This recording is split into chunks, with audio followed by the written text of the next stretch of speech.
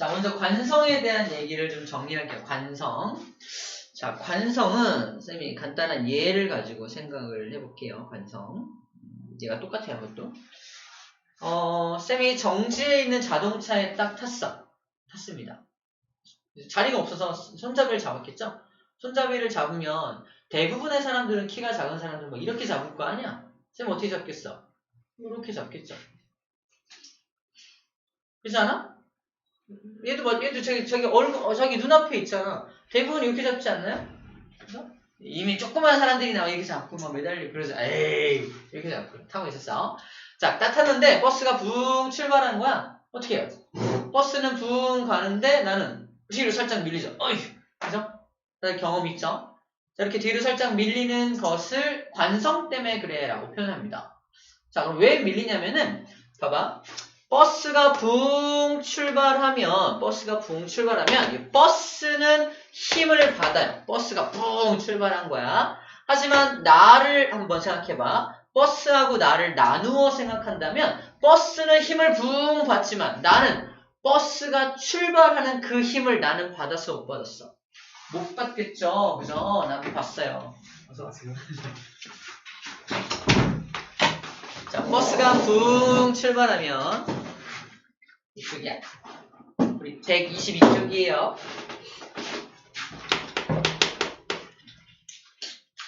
자, 이걸 하는 요령입니다. 물체를 둘로 나눠. 그래서 버스라는 물체하고 나라는 물체를 둘로 나눈 다음에 둘 중에서 붕 출발한다는 건 버스가 힘 받아서 붕 출발한 거거든. 그때 나는 힘을 받아 안 받아? 안 받은 거야. 버스만 붕 간 거니까. 그때 버스만 붕 가니까 나는 그냥 아까 그 자리에 그냥 있고 싶어 할 거 아니야? 그래서 버스만 붕 가니까 나는 아까 그 자리에 그냥 있을래 하는 현상이 뒤로 밀리는 것처럼 보이는 겁니다. 이해돼요? 뒤로 밀린 거야? 밀리는 것처럼 보이는 거야? 밀리는 것처럼 보이는 거야, 사실. 누가 나를 뒤로 민 게 아니야. 밑에 있는 버스가 붕 가버리니까 내가 뒤로 밀리는 것처럼 보이는 거지. 이해돼요?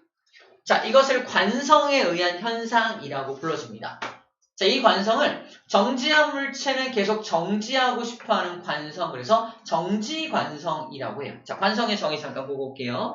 관성이란 무엇이다? 물체가 현재의 운동 상태를 계속해서 유지하려는 성질을 관성이라고 합니다.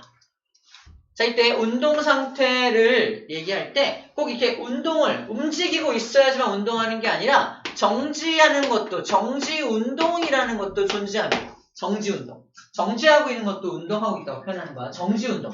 그러면 이 정지운동, 나는 버스에 타서 정지운동을 하고 있는데 버스만 붕 가버리니까 나는 아까 그 정지 상태를 유지하고 싶어 하면서 뒤로 밀리게 되는 거지.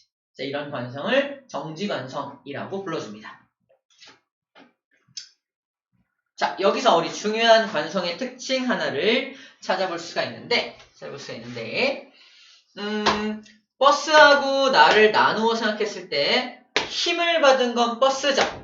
힘을 받은 녀석은 붕 가버리고 힘을 받지 않은 물체에게 관성이라는 현상이 나타나게 됩니다. 맞나요? 힘을 받지 않은 물체에게 관성이 나타나. 만약에 뒤에서 어떤 꼬마가 아저씨 좀 있으면 버스가 붕 출발할 거예요. 그때 제가 아저씨를 버스가 출발하는 힘의 크기만큼 밀어드릴게요. 제가 나를 같이 붕 밀었다 칩시다. 버스가 붕 출발할 때 꼬마도 나를 뒤에서 꽉 밀어준 거야. 나 그럼 뒤로 넘어져 안 넘어져? 안 넘어지겠네요. 관성 따위 일어나지 않습니다. 힘을 받으면 관성은 안 일어나. 힘을 받지 않기 때문에 관성이 일어난다는 거야. 자, 관성의 첫 번째 특징입니다. 체크해볼게요. 관성이란 알짜임이 0이면 관성이 일어납니다. 알짜임이 0이라는 말이 힘을 받지 않으면이라는 뜻이야. 관성의 첫 번째 특징입니다. 관성을 받으려면 또는 관성이 일어나려면 알짜임이 0이어야 돼. 힘을 받으면 안 돼.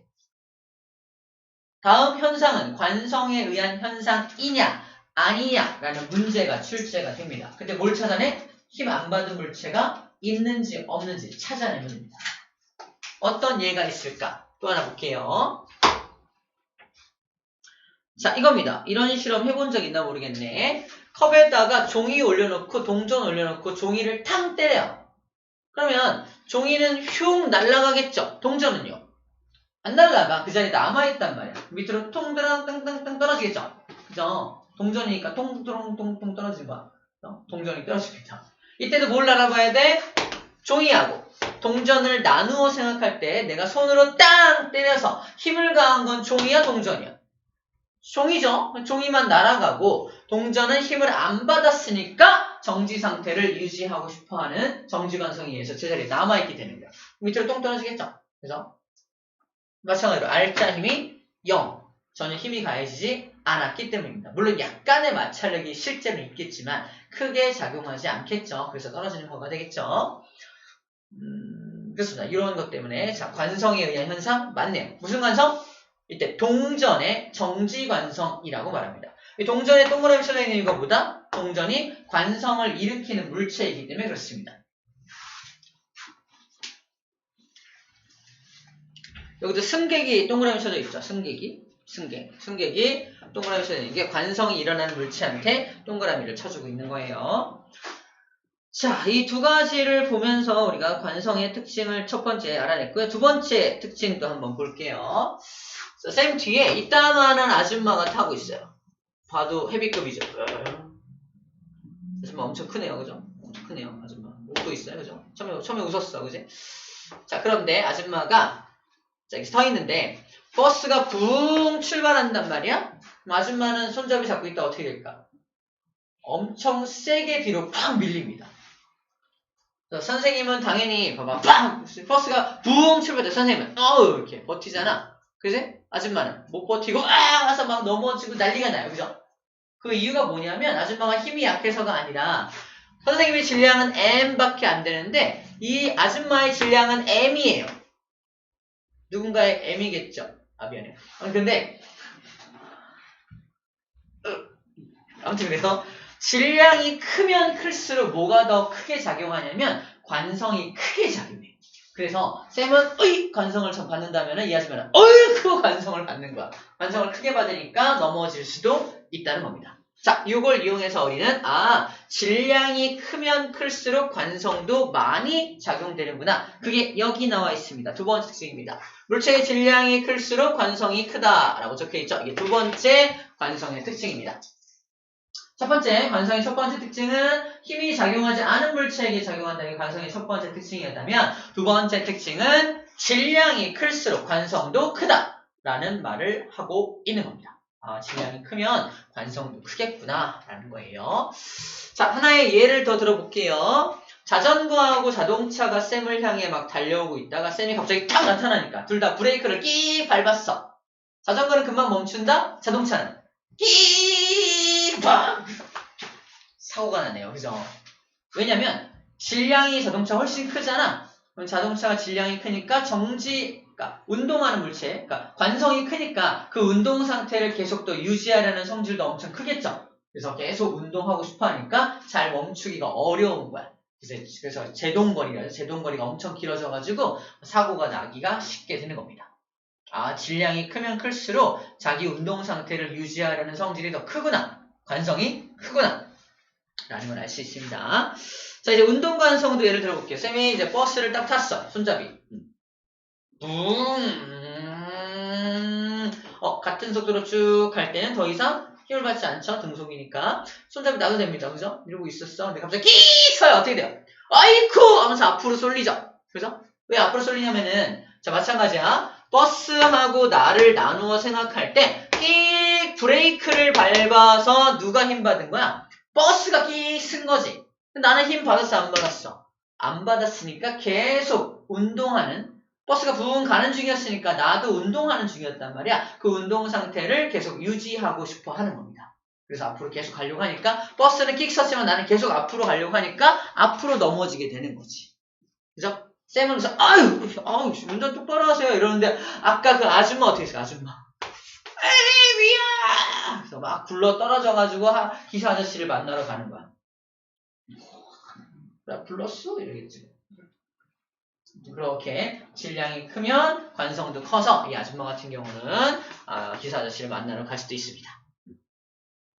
이거는 무슨 관성이라고 하냐? 운동하는 물체가 계속 운동하고 싶어하는 거니까 운동관성이라고 불러줍니다. 자, 정리하면 관성은 크게 둘로 나눠진다. 정지한 물체가 계속 정지하려는 성질, 정지관성. 두 번째, 운동하는 물체가 계속 운동하려는 성질, 운동관성으로 나누어진다라는 거예요. 이게 관성입니다. 자, 또 다른 운동관성의 예를 볼게요. 이 사람입니다. 이 사람은 막 달리기를 하다가 돌뿌리에 다리가 딱 걸려서 어떻게 해요? 넘어지죠. 이거 물체가 두 개인가요? 돌하고 사람을 나눠야 되나? 그런 건 아니죠. 운동하고 있는 물체는 사람이잖아. 둘로 나눌 물체가 있나? 이때는 하체와 상체를 나눕니다. 다시 말해서 하체는 딱 힘을 받아서 멈췄지만 상체는 계속 가려고 하니까 상체는 앞으로 가고 하체는 멈추니까 넘어지게 되는 거예요. 철푸덕 넘어지게 되겠죠. 쌤은 딱 걸려서 어이! 하면서 관성을 이기고 딱 일어서겠지만 그 아줌마가 달리다 넘어지면 어떻게 했어? 바로 팍 넘어지겠죠. 그래서 코피 막 쌍코피 막 나고 막 그러겠죠. 그렇게 관성이 크다는 겁니다. 자, 이건 상체와 하체를 나누는 어떤 스킬이 필요하다라는 얘기를 하고 있는 거예요. 이것도 관성의 예입니다. 자, 이것도 운동 관성의 예가 되겠죠. 바로 이런 관성을 지금 정리한 겁니다. 이 관성의 법칙을 뉴턴의 운동체 1법칙이라고 불러줍니다. 관성은 다른 말로 뉴턴 운동체 1법칙, 운동하는 물체는 다 이 관성이라는 법칙을 따른다라는 얘기를 하는 거고요. 관성을 처음 얘기한 사람은 바로 여기 갈릴레이라는 사람이 생각으로 실험을 해서 관성을 처음으로 이야기한 사람입니다. 관성. 여기 있는 물체가 붕 떨어지면 위치 에너지가 모두 운동 에너지로 전환이 되겠죠. 근데 운동 에너지로 전환이 되는데 여기 마찰, 이 면이 마찰이 전혀 없어. 마찰도 없고 공기 저항도 없다면 얘는 멈춰요, 안 멈춰요? 안 멈추고 계속 가겠네. 그죠? 근데 안 멈추고 계속 가는 이 물체한테 얘는 운동하고 있었으니까 계속 운동하고 싶어 한다. 즉 관성이 있다라고 이름 붙였던 겁니다. 관성 때문에 계속 가는 거야 라고 이름을 붙였던 거예요. 물체의 관성을 유추하였다 라고 써져 있습니다. 즉 관성을 처음 얘기한 사람은 갈릴레이라는 사람이라는 뜻이에요. 자, 이게 관성입니다. 관성의 두 가지 특징만 잘 기억해 주면 될 것 같습니다. 자, 이제 운동량 얘기를 해줄게요. 1번 끝났어요. 2번 갈게요. 운동량.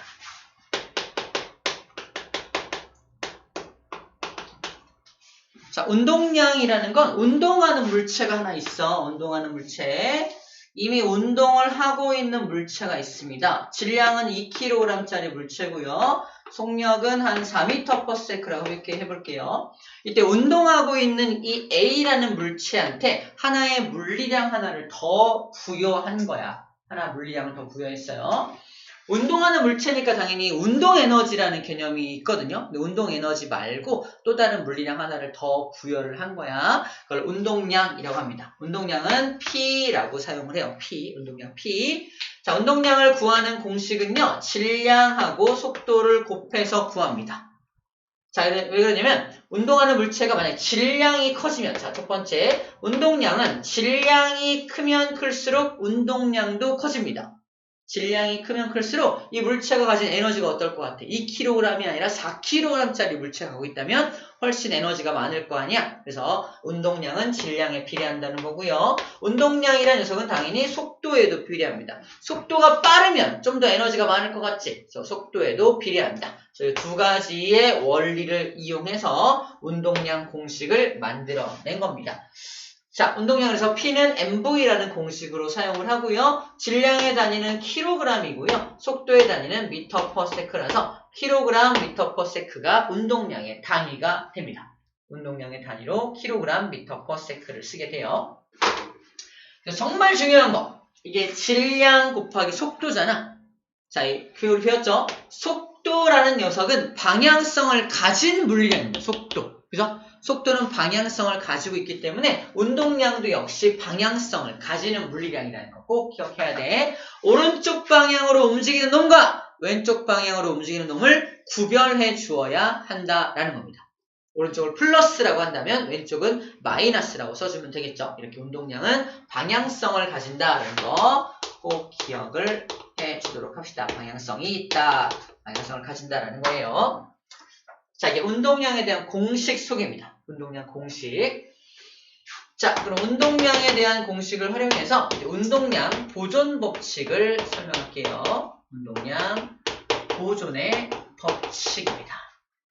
자, 이 예를 가지고 설명을 할게요. 저 녀석이 A라는 물체가 4m/s로 웅 오고 있는데 앞에 다른 물체가 있어. 더 커다란 물체, 4kg짜리 물체 B가 있는데 얘는 속도가 2m/s로 가고 있네요. 그죠? 어떤 일이 벌어질까? 잠시 후에 뒤에서 A가 B를 꽝 때리겠죠. 그죠? 충돌할 거 아니야? 바로 충돌 상황이 벌어지게 됩니다. 곧 충돌할 거야, 충돌.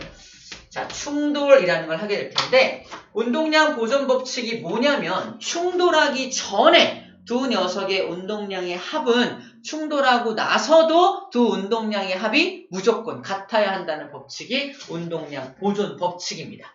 무슨 말이냐면, 충돌을 꽝 하고 나서 B를 보니까 B는, 야, 충돌했다고 요 질량이 변하겠냐? 질량은 안 변하겠죠. 질량은 똑같이 4kg인데 2m/s로 가는데 뒤에서 빵 때렸으니까 속도가 더 빨라졌겠죠. 속도를 측정해 보니까 3m/s로 속도가 증가했단 말이에요. 이제 문제입니다. 꽝 충돌하고 나서 이 2kg짜리 물체, 즉 A라는 물체는 속도가 얼마가 되었을까요? 이게 문제입니다. 그때 운동량 보존 법칙을 이용해서 푼다는 거예요. 다시 말해서 자 A라는 녀석의 운동량이 얼마냐 구해볼게. PA는 얼마다? 2, 4, 8이죠. 단위 생략할게요. B라는 녀석의 운동량도 얼마입니까? 얘도 4, 2, 8이죠. 운동량의 합이 얼마야? 16이 되겠죠. 충돌하고 나서도 운동량의 합이 얼마가 되어야 한다? 16이 나와야 돼요. 자, A의 운동량은 모르겠어. 하지만 B의 운동량이 얼마 나옵니까? 4, 3, 12가 나오죠? 그러므로 무조건 A의 운동량은 얼마여야 해? 더해서 16이니까 4가 나와야만 하는 겁니다.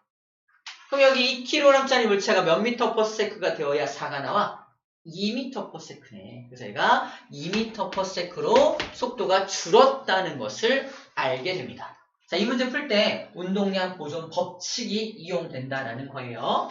자, 법칙이라는 말을 잘 보면은 법칙이라는 수식어가 붙었다는 것은 예외가 전혀 없다는 뜻이야. 자, 이런 충돌, 모든 충돌에서 저 운동량 보존 법칙이라는 법칙은 성립합니다. 예외 없이 모두 다 성립해요. 그게 어떤 충돌이든 간에 다 성립합니다. 되게 신기하게도 이제 나중에 문제를 풀다 보면 알게 될 거예요. 자, 이런 걸 이용해서 풀 수 있다는 거고요. 자, 가장 많이 나오는 예제 문제, 시험 문제 나오는 거 설명합니다. 이런 문제가 나옵니다. A라는 사람과 B라는 사람이 이렇게 서 있어요. 둘 중에 키가 누가 커요? A가 크죠? 누가 선생님이겠어? 우와, 1초의 망설임도 없이 B라고 말했어요, 지금. B가 나겠죠? 그래, 이제 현실을 직시하자. 뭐, 이러겠죠. 이러고 있겠죠? 이러고 있는 거야? 중요한 건 둘 다 정지 상태야. 정지 상태입니다. 정지 상태면 A의 운동량과 B의 운동량을 합쳐봤자 얼마 나와요? 0이 되겠죠? 그죠? 무조건 0입니다. 충돌 전에 둘 다 0이야. 이제 충돌할 거야. 충돌한다는 건 서로 빵 밀 겁니다. 키는 작지만 힘은 어떨까? 내가 힘이 훨씬 적겠죠? 그죠? 인정하자 그래. 둘이 확 밀 거란 말이야. 둘이 확 밀 거야. 근데 이게 둘이 밀 때 이게 작용 반작용에 의해서 둘이 확 밀면 둘이 같은 크기의 힘으로 딱 밀린다. 왜 그러냐면 봐봐. 쌤이 칠판을 밀면 칠판도 나를 민다. 내가 칠판을 살살 밀면 칠판도 나를 살살 밀고요. 내가 칠판을 세게 밀면 칠판도 나를 세게 밀어. 세게 밀어요. 자, 이게 무슨 말이냐면은 이것도 뉴턴의 방정식인데 운동 법칙인데 서로 작용 반작용이라는 게 있어요. 자, 정리하면 이거야. 서로 밀 텐데 A가 B를 미는 힘이 이만큼이라면 B가 A를 미는 힘도 같은 크기만큼이 나온다는 얘기입니다. 쌤이 칠판을 천천히 밀면 칠판은 나를 천천히 미는 것처럼 세게 밀면 나도 세게 미는 것처럼 작용 반작용 법칙이라고 하고요. 정리하면 힘이 생성되는 곳에서는 항상 힘은 양방향으로 함께 생성됩니다. 이게 들어본 적 있나요? 그래서 쌤이 앉아있는 앞에 있는 태아를 어휴 하면서 이렇게 붕 때려요. 멍충이 때려요. 멍충이 알아요? 때리면 태아도 머리로 쌤 주먹을 같이 때리게 되는 거야. 쌍방과실이라는 거죠. 쌤 힘이 발생되는 곳에서는 때리면은 여기도 머리로 주먹을 때린 거니까 서로 때린 거가 되는 거야. 쌤은 그래서 아무런 죄의식 없이 막 구타를 할 수 있는 겁니다. 아무튼 무슨 말을 하는 겁니까? 그래서 이건 작용 반작용이라고 하는 거예요. 작용 반작용. 자, 그래서 A, B가 서로 밀 거야. 자, 서로 미는 상황을 뭐라고 한다? 우리 지금부터 충돌 상황과 같다라고 보는 거야. 자, 그때 운동량 보존 법칙에 의해서 자, 질량 설정할게. 이 아저씨의 질량은 60kg이고요. 쌤은 키로수는 작지만 질량은 120kg이라고 쳐볼게요. 120kg. 그럴 수 있잖아. 그지? 헤비급. 그죠? 자, 그럼 정리할게. 이렇게 서 있을 때 서로 같은 크기로 밀면은 자, A라는 사람이 밀려나간 속도가 반대 방향으로 2m/s로 밀려나갔다고 칩시다. 그때 나의 속력은 얼마일까요가 문제입니다. 얼마일까요? 자, 충돌 전에 두 운동량의 합이 0이었으니까 충돌이 일어난 후에도 두 녀석의 운동량의 합은 얼마가 나와야 돼? 0이 나와야 되겠죠? 합치면. 근데 지금 여기서 뭘 준 거야? A라는 녀석의 운동량을 준 거야. 구해볼까? 60 곱하기 마이너스 2니까 얼마야? A는 마이너스 120이 나옵니다. 맞죠? 반대 왼쪽 방향이니까. 그럼 나의 운동량은 얼마가 나와야 돼? 0이 되려면. 합쳐서 0이 나와야 되니까 플러스 120이 나와야 되는 거야. 내가 120kg니까 나는 오른쪽으로 얼마로? 1m/s로 가면 되는 겁니다. 맞나요? 그래서 충돌 전에 운동량의 합이 0이었으니까 충돌 후에도 0이 나와야 돼. 이때 응용된 게 뭐야? 방향이 다르면 부호가 다르죠? 방향이 다르면 부호가 달라. 그래서 아까 운동량이라는 녀석은 방향성을 가진다라는 걸 이용해서 푸는 문제이기 때문에 선생님들이 뒷다 좋아하는 문제라고. 야, 니네 방향성 있는 거 알아? 이러면서 푸는 문제입니다. 야, 방향성을 고려하지 않으면 얘도 120이고 나도 120이면 240 될 거 아니야. 이상한데요? 이럴 거 아니야. 그러니까 잘못 푸는 거죠. 방향성을 고려해야 충돌 후에도 합쳐서 0이 나온다는 걸 정확히 맞출 수가 있게 되는 겁니다. 그래서 나의 속도가 1m/s, 오른쪽 방향으로 1m/s인 걸 구해낼 수가 있게 되는 거죠. 자, 이런 문제 꼭 출제된다고 말했습니다. 이거 틀려오면 안 돼요. 여기까지가 무려 3번까지 내용이 정리가 된 겁니다. 무려 3번까지 내용이 정리가 된 거예요.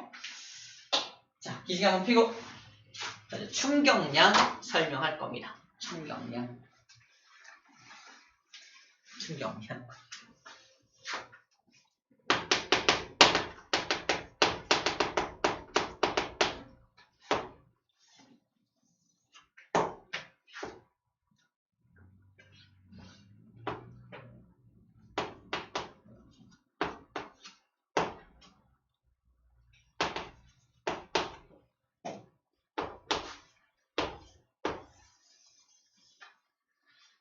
자, 이제 계산을 좀 해볼게요. 봐봐. 자, 여기 A라는 물체가 나무를 향해 막 달려오고 있어요. 나무를 향해서. 자, A라는 물체의 운동량을 먼저 구해볼게요. A라는 물체의 운동량은 10kg짜리 물체가 5m/s로 오고 있으니까 50kg m/s라는 운동량을 가지고 우웅 오고 있는 겁니다. 맞나요? 보이나요? 50 맞죠? 50입니다. 근데 이 나무에 꽝 부딪히는 거야. 나무에 꽝 부딪혀서 멈춰버렸네? 이걸 A 다시 상황이라고 본다면, 자, 꽝 부딪혔다고 질량이 변하나요? 아니겠죠? 질량은 안 변하니까 10kg이 유지가 되고 있는데, 중요한 건 속도가 얼마가 된다? 0이 되겠죠? 속도가 0이 됩니다. 그럼 얘는 운동량이 있는 거 없는 거야? 운동량이 없네요. 운동량이 0이 됩니다. 운동량이 있었는데 없죠? 그죠? 그럼 운동량 다 어디 간 걸까? 운동량 어디 갔지? 나무에게 전달됐겠죠. 그죠? 나무를 꽝 때린 겁니다. 나무를 꽝 때린 거야. 꽝 때려서 나무에게 전달해 준 겁니다. 그죠? 나무는 어떨까? 나무 입장에서는 아프겠죠? 그죠? 아프겠죠? 네, 나무가 뭐라고 말한다고요? 따라해볼까? 아이 아퍼. 안 할 줄 알았어요? 자, 그래서 아이 아퍼. 그래서 나무가 꽝 때렸을 때 아이 아퍼 하면서 아이를 받게 됩니다. 이 아이를 뭐라고 한다? 이것을 충격량이라고 하는 거예요. 충격량.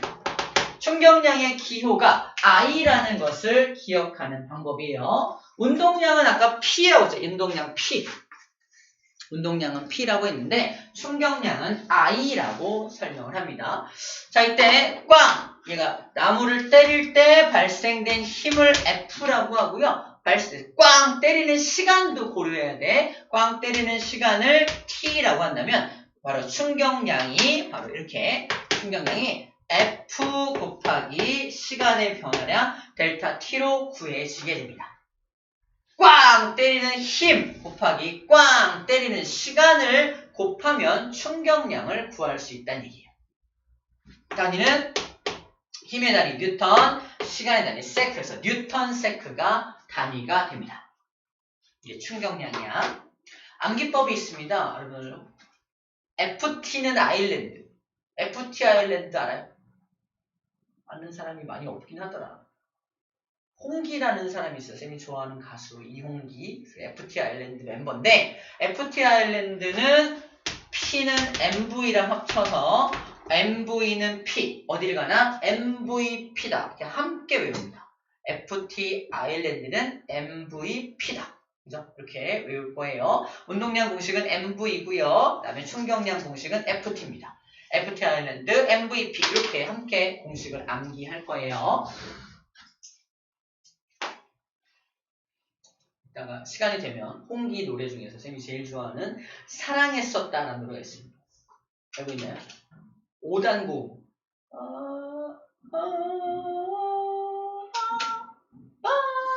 보세요. 5단고 했어. 해냈어. 아무튼 그런데 5단고 하는 그 노래가 있습니다. 자, 그래서 우리가 이제 충격량 공식까지 소개를 좀 해준 거야. 쌤이 좀 빠르게 하는 이유가 있어요. 이게 되게 여러분들 어려워하고 막 기호가 어려워해서 일단 쭉 본 다음에 흐름을 쭉 보여준 다음에 이제 디테일하게 하나하나 좀 다시 설명을 해줄 거예요. 자, MVP, FT 아일랜드는 MVP다 라고 이제 쭉 흐름상 이렇게 해주고요. 자, 이 녀석 단위가 아까 킬로그램 미터 퍼 세크였죠. 그래서 미터 퍼 세크였죠. 자, 문제입니다.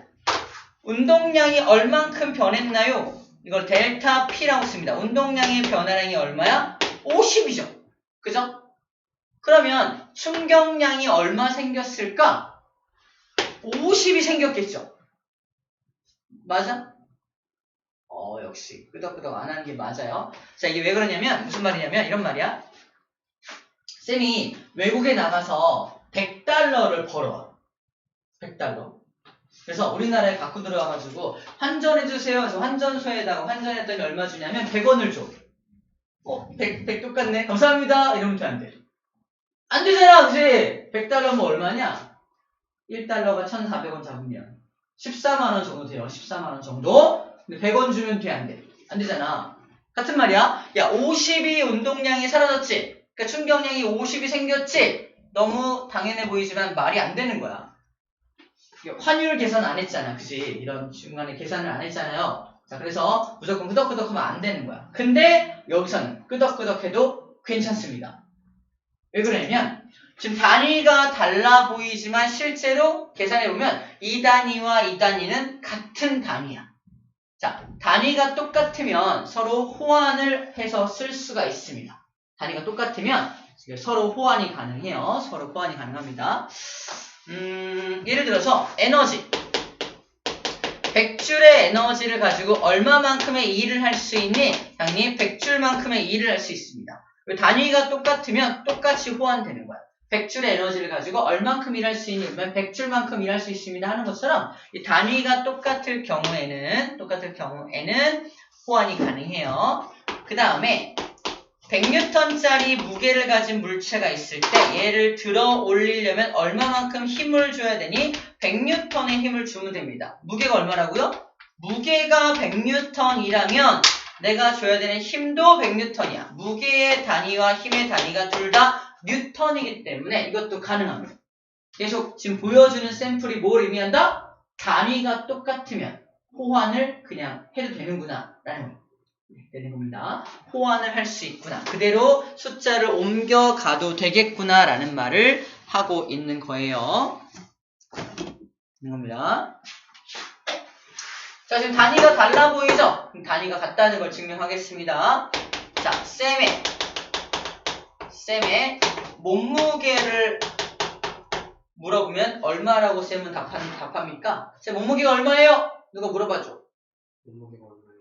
쌤 몸무게는 588N쯤 돼요. 그죠? 무게로 물어봤기 때문에 무게로 대답해 줘야 됩니다. 무게로. 그러면 쌤의 질량이 얼마예요? 라고 물어본다면 쌤은 60kg이야 라고 말했을 거야. 그치? 질량을 물어봤을 땐 질량으로 대답하는 게 맞고요. 무게를 물어보면 무게로 대답해야 됩니다. 이과생이라면. 그죠? 쌤 몸무게 얼마예요? 60kg 이러면 돼야 돼. 완전 안 되는 거야. 그치? 무게 물어봤는데 왜 질량으로 대답해? 그죠? 안 되는 거야. 그래서 자기 질량을 무게로 환산하는 방법을 알아야 됩니다. 여러분들 몸무게 있죠? 질량 있죠? 그 질량을 이제 무게로 환산해서 친구에게 대답해줘야 돼. 나한테 무게로 물어본다면. 오케이? 자, 그러면 질량을 무게로 환산할 때 뭘 곱한다? 지구에서는 9.8이라는 숫자를 곱해요. 9.8. 이게 뭐였지? 지구의 중력 가속도입니다. 가속도의 단위가 미터 퍼 세크의 제곱이야. 그래서 자기 몸무게 있죠? 환산 한번 해봐. 빨리. 암산은 대충이라도. 쌤은 588인데 한 700? 800? 얼마쯤 돼? 900? 1000이 넘나요 혹시? 넘어요! 너무 잘 쳐. 자기 몸무게를 환산하는 방법. 지구에 사는 우리라면 자기 몸무게를 계산할 때 질량에다 9.8을 곱해요. 자, 이게 무슨 말이냐면 요 무게의 단위가 뉴턴이죠. 뉴턴을 만들려면 킬로그램하고 미터 퍼 세크 제곱을 곱해야지 뉴턴이 나온다는 얘기입니다. 다시 말해서 요 뉴턴이 그냥 나온 뉴턴이 아니라고요.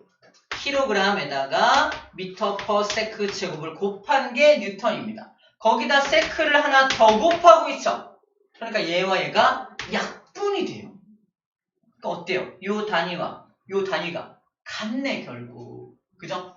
그래서 단위가 같다는 걸 확인시켜 주고 있는 겁니다. 단위가 같으면 뭐 할 수 있다? 같으면 어디였어? 얘랑 같아요. 단위 같으면 그대로 숫자를 호환시킬 수 있죠.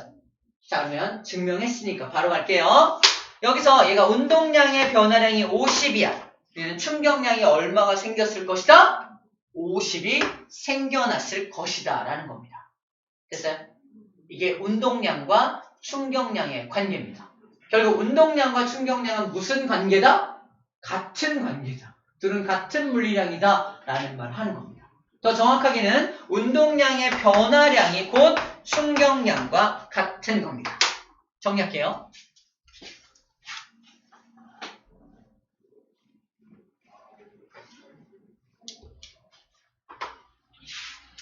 자, 방금 증명한 걸 따르면은 운동량의 변화량이 곧 충격량과 같은 개념이다 라는 말을 하고 있는 겁니다. 그런데 운동량의 변화량을 구하는 또 다른 방법은 델타 MV라는 공식으로 구할 수 있겠죠. 운동량 공식이 MV니까 그래서 델타 P를 다른 말로 델타 MV라고 쓸 수 있을 겁니다. 여기 나왔네. 요거야. 운동량, 충격량 공식이야.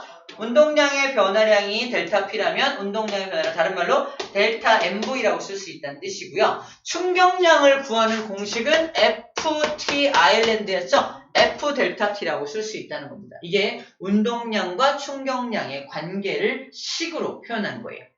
오늘의 핵심입니다. 요거만 알면 나머지 모든 현상들을 다 이해할 수 있을 거예요. 아시겠죠? 좋아요. 좀 쉼없이 달려왔는데 잠깐 머리 좀 식히고 합시다. 매우 힘들어하는 친구가 한 명 있어서 잠깐 쉬었다 할게요. 자, 요게 이제 어떻게 이용되는지 얘기해 줄게요. 자, 5번까지 일단 빠르게 정리해 봤습니다. 잠깐 쉬었다 할게요.